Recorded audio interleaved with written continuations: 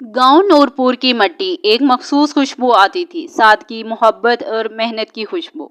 इसी गांव की कच्ची गलियों में एक दिन की रोशनी आहिस्ता आहिस्ता फैल रही थी। मुर्गे बांग दे रहे थे, बच्चे स्कूल की तैयारी में मसरूफ थे और बुजुर्ग चाय के कप लिए दरख्तों के नीचे बैठने लगे थे। लेकिन इन सब के दरमियान एक बच्चा खामोश खड़ा था, हारिस। हारिस की उम्र सिर्फ 10 साल थी, लेकिन इसकी आंखों में उदासी एक बूढ़े इंसान जैसी गहरी थी। इसके चेहरे पर मासूमियत के साथ एक ऐसा सब्र था जो बड़े बड़ों में कम नजर आता है। वो ना ज़्यादा बोलता था ना हंसता, बस सब कुछ चुपचाप बर्दाश्त करता था। हारिस की खामोशी की वजह कोई आम बात ना थी। 2 साल कबल इसके माँ बाप एक खौफनाक सड़क हादसे में जान बाग हो गए थे। इस दिन के बाद से वो यतीम हो गया था। हारिस के वालिद उस्ताद सलीम नूरपुर के स्कूल में उर्दू के उस्ताद थे। इनकी तालीम और तरबियत ने गांव के कई नौजवानों का मुस्तकबिल संवारा था। वालदा शगुफ्ता बीबी बहुत मोहब्बत करने वाली शफीक खातून थी। वो गांव के हर गरीब के साथ अपना रिस्क बांटती थी। हादसे के दिन हारिस स्कूल गया हुआ था। वापसी पर जब उसने दरवाजे पर जमा लोगों को देखा तो वो दौड़कर अंदर आया तो सन्नाटा था। सिर्फ चंद रोती हुई औरतें और मर्द खड़े थे। उसे देखकर एक औरत ने उसे गोद में ले लिया, जोर से सीने से लगाया और बोली, बेटा हारिस, सब्र करो, अल्लाह की रज़ा में राज़ी रहना चाहिए। तब हारिस को बताया गया कि इसके वालिदैन एक ट्रक के जद में आकर मौका पर ही दम तोड़ गए। चंद दिन बाद हारिस को इसके चाचा नसीर के घर भेज दिया गया। चाचा नसीर उस्ताद सलीम के छोटे भाई थे। वो शहर से आए थे ताकि जायदाद के कागजात और कानूनी अमूर संभालें। बाज़ाहिर वो हारिस को साथ ले जाने पर आमादा हुए, मगर इनके दिल में कोई मोहब्बत या हमदर्दी ना थी। शहर जाकर जल्द ही हारिस ने यह महसूस कर लिया कि चाचा नसीर और चाची रुबीना इसे एक बोझ की तरह सलूक करते हैं।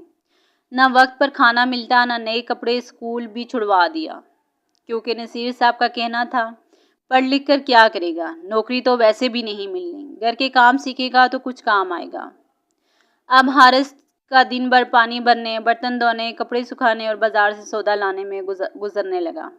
चाची रोबीना हमेशा इस पर चीखती चिल्लाती, ठीक से बर्तन नहीं धोता, ऐसे तो हमारे बच्चे कभी ना करते। हारिस का दिल चाहता वो माँ की गोद में जाकर रोए, लेकिन वो गोद तो हमेशा के लिए छिन चुकी थी। एक रात जब बारिश हो रही थी, कमरे की छत से पानी टपक रहा था। हारिस कमरे के एक कोने में बैठा था, बदन पर पुराना कंबल और आंखों में आंसू। अचानक कमरे का दरवाज़ा खुला और नसीर साहब गुस्से से बोले, ये छत टपक रही है और तू मज़े से सो रहा है, जाके कचरे की बाल्टी खाली करो, वरना कल खाने को कुछ नहीं मिलेगा। हारिस कांपता हुआ उठा, वो गीला कपड़ा ओढ़े बाहर निकला और अंधेरे में बाल्टी उठाए गली की तरफ बढ़ा।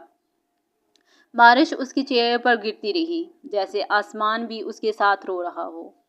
वो बार बार सोचता, काश अम्मी अब्बू होते, वो मुझे यूं कभी बाहर ना भेजते, वो तो बारिश में मुझे कहानी सुनाया करते थे। लेकिन फिर खुद ही दिल को समझाया, अल्लाह ने अम्मी अब्बू को अपने पास बुला लिया है, अब मुझे ही सब्र करना होगा। इसी सब्र ने हारिस को हर दिन थोड़ा और मजबूत बनाना शुरू कर दिया।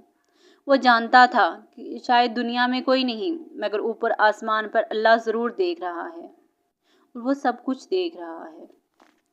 सर्दियों की एक सुबह हारिस जल्दी उठा। आज चाची रुबीना ने सख्ती से हुक्म दिया था कि आज की सफाई, बाथरूम धुलाई और बाजार से सब्जी लानी है, सब कुछ दोपहर से पहले करना है। हारिस ने बगैर नाश्ता किए सब काम किए।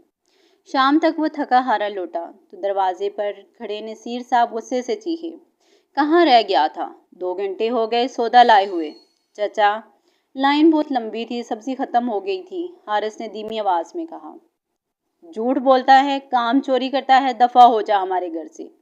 ये कहकर नसीर साहब ने हारिस का हाथ पकड़ा और उसे धक्का देकर दरवाजे से बाहर निकाल दिया। रुबीना चाची खड़ी हंसती रही। हैरात के बच्चे, हमारे सर पर बोझ बनकर आ गया था। सफर रात का वक्त था और हारिस एक पुराना स्वेटर पहन रखा था। हाथ में कोई सामान नहीं था, ना पैसे, ना कोई ठिकाना। वो सड़क किनारे चलता रहा, रोता रहा, मगर दिल में अल्लाह से एक ही फरियाद करता रहा, या अल्लाह तू ही मेरा सहारा है, मुझे हारने मत देना।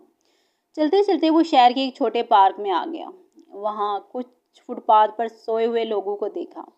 حارث ایک کونے میں بیٹھ گیا اور گھٹنوں میں منہ چھپا کر نیند کی کوشش کرنے لگا۔ اگلی صبح وہ اٹھا تو بھوک سے نڈال تھا۔ آس پاس پھٹے پرانے کپڑوں میں بچے اخبار بیچ رہے تھے، شاپر بیچ رہے تھے۔ حارث نے بھی ان سے بات کی۔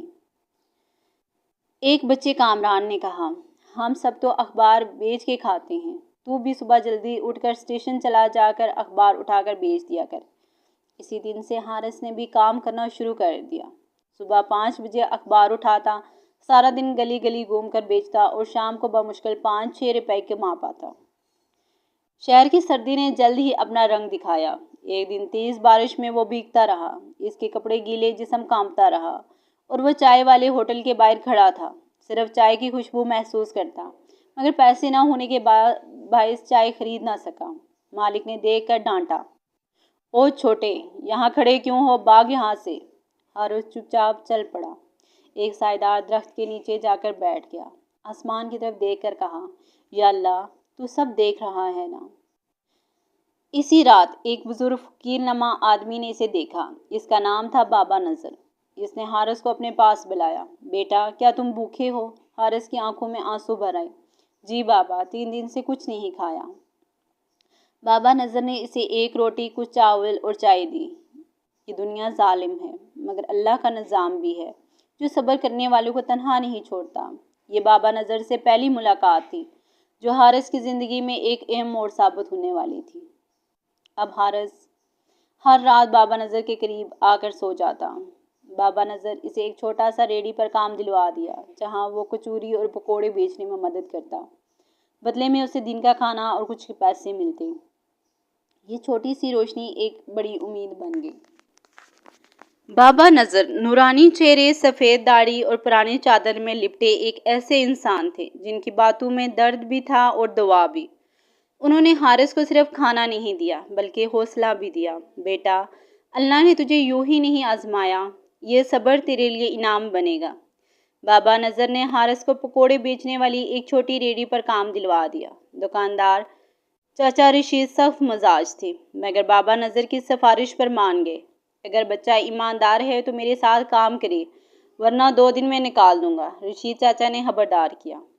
حارث نے دل و جان سے کام شروع کر دیا۔ وہ صبح ریڑھی لگانے میں مدد کرتا، شام تک صفائی کرتا اور گاہکوں سے ہنسی خوشی بات کرتا۔ 1 ہفتے کے اندر رشید چاچا حیران تھے، ماشاءاللہ، اتنی کم عمری اور اتنی ایمانداری۔ اب حارث کو روزانہ کے کھانے کے ساتھ 20 روپے ملنے لگے۔ اس نے وہ پیسے جوڑنے شروع کر دیے۔ ایک دن بابا نذر نے حارث کو بٹھایا اور پوچھا، ہاتھ میں 20 روپے کے نوٹ اور چہرے پر سکون تھا۔ کیا سوچ رہے ہو بیٹا؟ بابا نذر نے پوچھا۔ بابا، میں ان پیسوں سے دوبارہ اسکول جانا چاہتا ہوں، میں پڑھ کر کچھ بننا چاہتا ہوں، جیسے ابو کہتے تھے۔ بابا نذر کی آنکھیں بھر آئیں، واہ میرے بچے، یہی بات تو میرے دل کو سکون دے گی۔ چل، کل میں تجھے مدرسے کے قاری صاحب کے پاس لے جاتا ہوں۔ بابا نذر حارث کو ایک پرانے مگر باعزت مدرسے لے گئے، جہاں قاری تعلیمی اور دینی تربیت دیتے تھے۔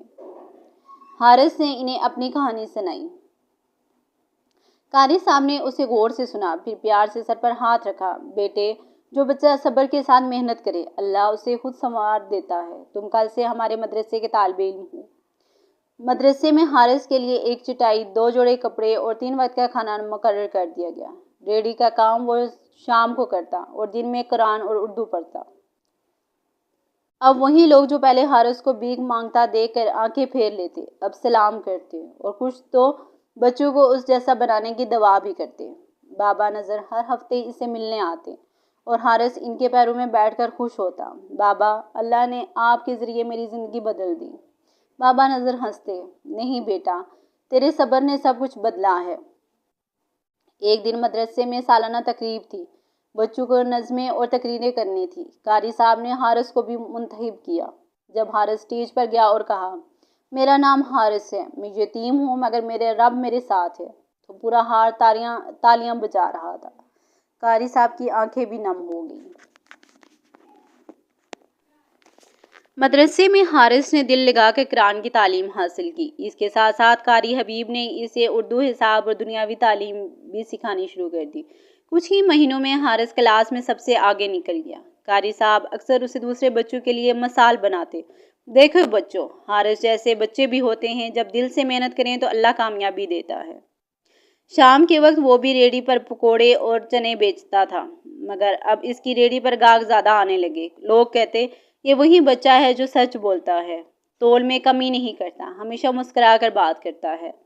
رشید چاچا نے ایک دن کہا، بیٹا اب تو میرے ہاتھ بٹاتا ہی نہیں، کمائی بھی دگنی کر دی، اب تو چاہے تو یہ ریڑھی خود سنبھال لے۔ حارث نے ادب سے کہا، چاچا میرا اصل مقصد تعلیم ہے، ریڑھی میری مدد کرتی ہے، مگر میرا خواب کچھ اور ہے۔ ایک دن حارث معمول کے مطابق بابا نذر کے پاس پہنچا تو دیکھا وہ زمین پر لیٹے بخار میں تپ رہے تھے۔ حارث فوراً دوائی لینے بھاگا، دال اور چپاتی لایا اور بابا کو کھلایا۔ بابا نذر نے کمزور آواز میں کہا، بیٹا حارث اب تیرا وقت آ گیا ہے، تو دوسروں کے لیے بھی روشنی بنے گا جیسے تو میرے لیے بنا۔ حارث کی آنکھیں بھر آئی، بابا آپ ہی تو میری روشنی تھے۔ بابا نذر نے مسکرا کر کہا، نہیں بیٹا تو صبر کی روشنی ہے اور صبر ہمیشہ جیتتا ہے۔ مدرسے میں ہونے والے سالانہ امتحان میں حارث نے پورے مدرسے میں پہلی پوزیشن حاصل کی۔ قاری صاحب نے اعلان کیا، حارث اب ہمارے مدرسے میں بچوں کا ناظرہ قرآن اور اخلاقیات کی تعلیم دے گا۔ یہ سن کر حارث کا دل خوشی سے بھر گیا۔ اب وہ خود معلم بن چکا تھا۔ وہی حارث جو کبھی در بدر پھرا، آج وہ دوسروں کو سکھا رہا تھا۔ قاری صاحب نے شہر کے ایک مشہور اسکول کے پرنسپل سے بات کی۔ حارث کو اسکالرشپ پر داخلہ مل گیا۔ اب وہ دن میں مدرسے میں پڑھاتا اور شام کو اسکول جاتا اور رات کو اپنی ریڑھی چلاتا۔ یہ سب ایک معجزہ لگتا تھا۔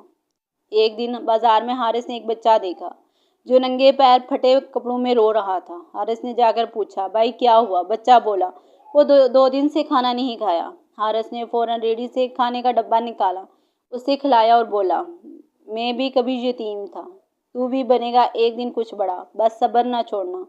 ایک لمحہ حارث کے لیے سب سے قیمتی تھا، کیونکہ وہ آج کسی اور کے لیے بابا نذر بن چکا تھا۔ حارث کی زندگی میں اب استقامت، برکت اور مقصد تھا۔ وہ دن بھر محنت کرتا، رات کو دعاؤں میں روتا اور اپنے ماں باپ کو یاد کرتا۔ بابا نذر اب کمزور تھے، لیکن حارث ہر دن ان کی خدمت کرتا۔ بابا نذر اکثر کہتے، حارث تو صرف یتیم نہیں، تو اللہ کا چنا ہوا بندہ ہے۔ 2 سال بعد حارث نے مدرسہ اور اسکول دونوں سے اعلیٰ کارکردگی کے ساتھ سند حاصل کی۔ اسکول نے اسے شہر کے سب سے بہترین کالج میں داخلہ دلوا دیا، وہ بھی فل اسکالرشپ پر۔ اب وہ کالج میں دینی اور دنیاوی تعلیم لے رہا تھا۔ اسے اسلامیات، اخلاقیات اور سوشل ورکر کا بے حد شوق ہو گیا۔ ایک دن بابا نذر کی طبیعت بہت زیادہ خراب ہو گئی۔ حارث دوڑا، دوا لایا، ڈاکٹر بلایا، لیکن بابا نذر نے اس کی آنکھوں میں دیکھ کر مسکرا کر کہا، بیٹا اب میرا وقت آ گیا ہے، اب تو اس دنیا کے یتیم بچوں کے لیے وہ بن جا جو میرے لیے تو بنا تھا۔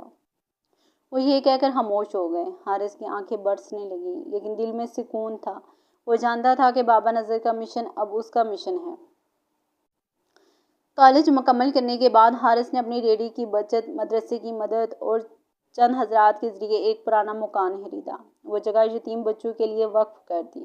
اس ادارے کا نام رکھا گیا بابا نذر یتیم ہاؤس۔ یہ ادارہ نہ صرف بچوں کو کھانا کھلاتا، رہائش اور تعلیم اور تربیت دیتا، بلکہ ان کے دلوں وہ سچائی اور صبر سکھاتا جو حارث نے اپنی زندگی میں سیکھا تھا۔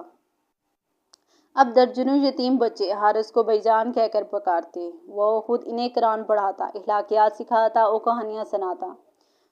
ان سے ہر بچہ حارث جیسا بننے کی تمنا رکھتا تھا۔ ایک بچہ ارمان حارث کے پاس آ کر کہتا، بھائی جان کیا آپ بھی یتیم تھے؟ حارث مسکرا کر جواب دیتا، ہاں، لیکن اللہ نے صبر کا انعام دیا، اب میری ذمہ داری ہے کہ تمہیں وہی انعام دوں۔ جلد ہی یہ ادارہ مشہور ہو گیا۔ اخبارات، ٹی وی چینل اور سوشل میڈیا پر حارث کی کہانی پھیل گئی۔ لوگ کہتے، ایک یتیم لڑکے نے دنیا کے سینکڑوں یتیموں کی تقدیر بدل دی۔ حارث کو کئی ایوارڈز ملے، لیکن اس کا دل صرف تب خوش ہوتا جب کسی بچے کی آنکھوں میں چمک دیکھتا۔ ایک دن ایک نامعلوم شخص نے ادارے کو خط بھیجا اور ساتھ حج کا ٹکٹ۔ خط میں لکھا تھا، حارث تو نے جو صبر کیا، جو خدمت کی، وہ ہمارے لیے سبق ہے۔ یہ حج تو آپ کے لیے تحفہ ہے، اللہ کے گھر کا بلاوا۔ حارث نے سجدہ شکر ادا کیا۔ زندگی کا سب سے بڑا دکھ جسے دھل گیا۔ وہ جانتا تھا اللہ نے صبر کا انعام دے دیا، دنیا اور آخرت دونوں میں۔ اس کہانی سے ہمیں یہ سبق ملتا ہے، صبر، یقین اور نیکی کبھی رائیگاں نہیں جاتی۔ یتیمی دکھ ہے مگر ایمان کے ساتھ وہ طاقت بن جاتی ہے۔ اللہ صبر کرنے والوں کے ساتھ ہے ہمیشہ۔